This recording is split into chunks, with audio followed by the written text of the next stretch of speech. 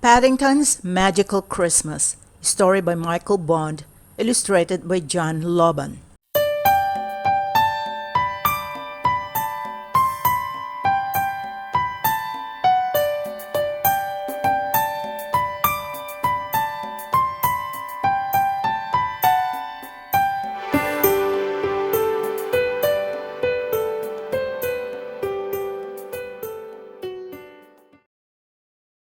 One day, not long before Christmas, Paddington was busy doing his accounts when he heard Mrs. Bird singing, which was most unusual.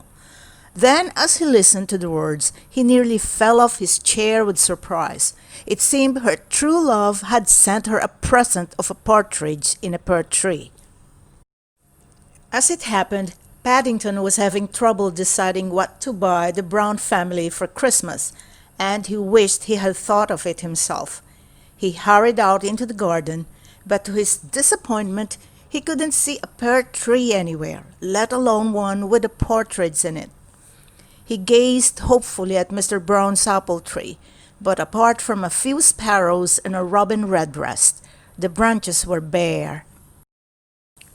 Paddington made his way back indoors, and no sooner was he inside than he heard Mrs. Brown singing that her true love had sent 4 calling birds, 3 French hens, and 2 turtle doves, not to mention another partridge in a pear tree.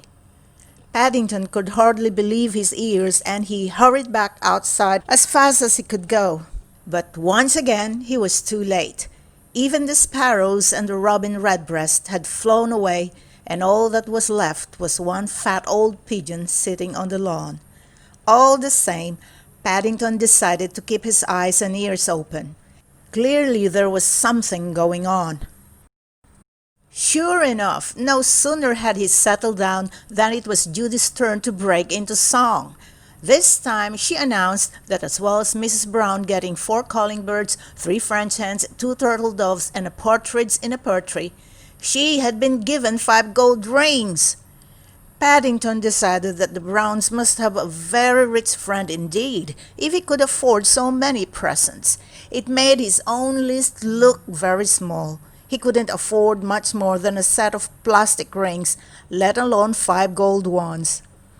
Over the next few days, the mystery deepened. 6 geese a-laying arrived, along with 7 swans a-swimming, but they all disappeared again before Paddington had a chance to see them. He even tried looking in the oven, but Mrs. Bird drove him out of the kitchen with her feather duster. 8 maids a-milking came and went, although Paddington did find a note on the front doorstep asking for 2 extra pints, please. He began to wonder if he ought to ring for the police, but no one else seemed to be in the slightest bit worried. When Paddington heard what Mrs. Bird sang next, 9 ladies dancing, he decided that perhaps she had ordered the extra milk in case they got thirsty. He searched the house from top to bottom, but there was no sign of anybody. And then, just as he was about to come downstairs, he heard Jonathan singing. It seemed that he had been sent no less than 10 lords a-lipping. Paddington decided to go and see his friend Mr. Gruber, who kept an antique shop in the Portobello Road. Apart from all the antiques, Mr. Gruber also had piles of books about every subject under the sun, and Paddington felt sure he would be able to explain the mystery. As soon as Paddington arrived, Mr. Gruber made some cocoa, and they settled down on the horsehair sofa at the back of his shop. "Tell me, Mr. Brown," he said, "what is the problem? I can see you are very worried about something." "Mrs. Bird has fallen in love with a very rich man who has lots of servants and keeps birds," said Paddington. "He sent all sorts of Christmas presents, but as fast as they arrive, they disappear." Mr. Gruber listened carefully as Paddington told him the story. "I think, Mr. Brown," he said at last, "that if you were to go back to number 32 Windsor Gardens, you would probably find he sent 11 pipers piping as well." Paddington gazed at Mr. Gruber in astonishment. He was used to his friend knowing the answers to his problems, but this was the fastest ever. He finished his cocoa as quickly as possible, and he was about to leave when, to his surprise, Mr. Gruber began pulling the blind down over his shop door. "You see, Mr. Brown," he explained, "they haven't really been getting presents. They have all been joining and singing a Christmas carol. But you have given me an idea for your present. We shall have to hurry, though. It's Christmas Eve, and a lot of the shops will be closing early." With Paddington trying to keep up with Mr. Gruber led the way along the Portobello Road, and as they weaved their way through the stalls lining the street, he explained what he had in mind.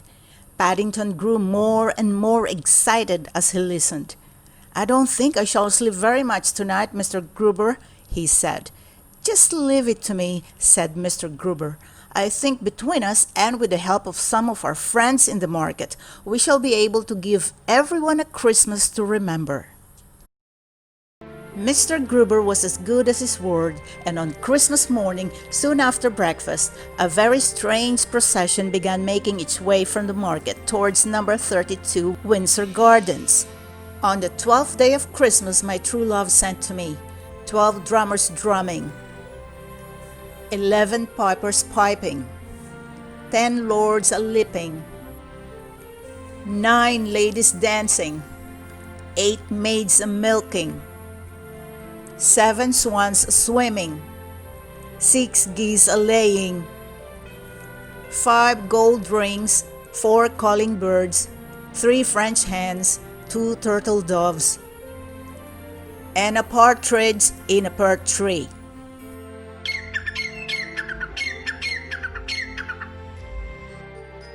"If you ask me," said Mrs. Bird, as she invited everyone in for hot mince pies fresh from the oven, "that's the nicest start to Christmas Day anyone could possibly wish for.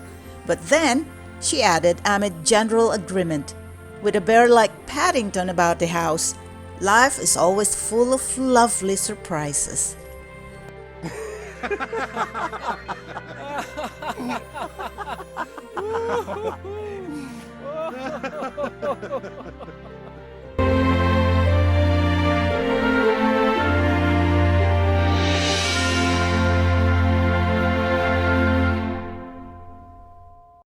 Hi, if you like this video, please give this a like and hit the subscribe button and click the bell icon to get notified whenever I release a new video.